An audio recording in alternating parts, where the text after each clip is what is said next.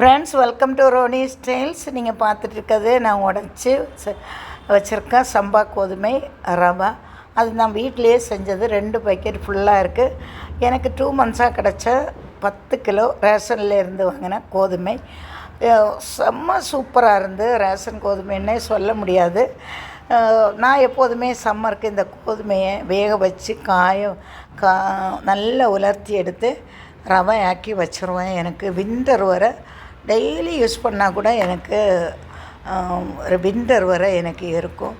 ஒரு தடவை செஞ்சு வச்சேன்னா எனக்கு கவலையே இல்லை. ஈவினிங் உப்புமாவோ கஞ்சியோ எது வேணாலும், காலையில் எழுதுனா புட்டு செஞ்சுருவேன். இட்லி தோசை மாவு இல்லைன்னா புட்டு இல்லைன்னா உப்புமா எது வேணாலும் செஞ்சு சாப்பிட செம்ம டேஸ்ட்டாக இருக்கும். ஃப்ரெண்ட்ஸ், நான் லாஸ்ட் இயரும் இந்த வீடியோ ஷேர் பண்ணியிருக்கேன். இந்த தடவை கேஸ் எனக்கு மிச்சம் ஆக்கணும். அதனால் நைட்டு நல்லா கழுகி ஒவ்வொரு எந்தெந்த பாத்திரங்கள் நான் வேக வைக்கிறேனோ எல்லாத்துலேயும் நிரப்பி வச்சுட்டு காலையில் எழும்பி இங்கே பாருங்கள், நல்ல 2 கொதி வந்ததும் நல்ல வெந்து கிடச்சி அந்த கோதுமை 2ஆக அப்படியே வெடித்தது மாதிரி இருந்தது. நீங்கள் இந்த பருவத்துக்கு எடுத்து காய வச்சிங்கன்னா ரவை நல்ல மாவு வராமல் சூப்பராக சின்ன சின்ன ரவையாக நமக்கு உடச்சி கிடைக்கும்.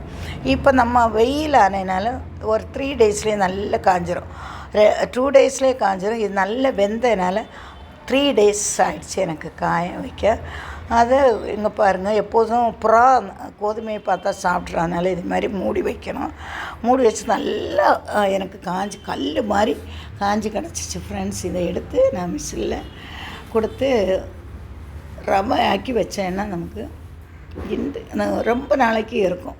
நல்லா காஞ்சாதான் ரொம்ப நாளைக்கு இருக்கும். இல்லைன்னா பூச்சி தாக்குதல், அதில் வண்டெல்லாம் பிடிக்கும். ஃப்ரெண்ட்ஸ், இதை கொடுத்து என்னோடய மகன் தான் இதெல்லாம் இது ரவையாக உடச்சிட்டு வந்தால் அதை நான் இனி ஜல்லடையில் ஜெலித்து 2 பக்கெட்லேயாக மூடி வச்சேன்னா நம்ம தேவைப்படும் போதெல்லாம் கொஞ்சம் கொஞ்சமாக எடுத்து என்ன புட்டு வேணும்னா புட்டு செய்யலாம். கஞ்சி சோறு எது வேணாலும் செஞ்சு சாப்பிட்லாம். செம்ம டேஸ்ட்டாக இருக்கும். டயட் இருக்கவங்களுக்கு ரொம்ப ரொம்ப யூஸ்ஃபுல்லாக இருக்கும். ரொம்ப சத்தான ஒரு உணவு இது. நம்ம கடையில் வாங்குறதோட நம்ம வீட்லேயே ஆர்கானிக் முறையில் செஞ்சு வச்சுருக்கிறதுனால செம்ம டேஸ்ட்டாக இருக்கும். இந்த சம்மர் வந்தால் இதே மாதிரி நீங்கள் செஞ்சு வச்சுக்கோங்க. இது இவ்வளவு தான் வேஸ்ட்டு வந்தது நான் செடிகளுக்கு போட்டுருவேன். பாருங்கள், இது ரொம்ப யூஸ்ஃபுல்லாக இருக்குதுன்னு நினைக்கிறேன். இந்த வீடியோ உங்களுக்கு பிடித்ததுன்னா லைக் பண்ணி ஷேர் பண்ணி சப்ஸ்கிரைப் பண்ணுங்கள். உங்களுக்கு முடிந்தால் உங்கள் வீட்டில் இதே மாதிரி செய்யுங்க.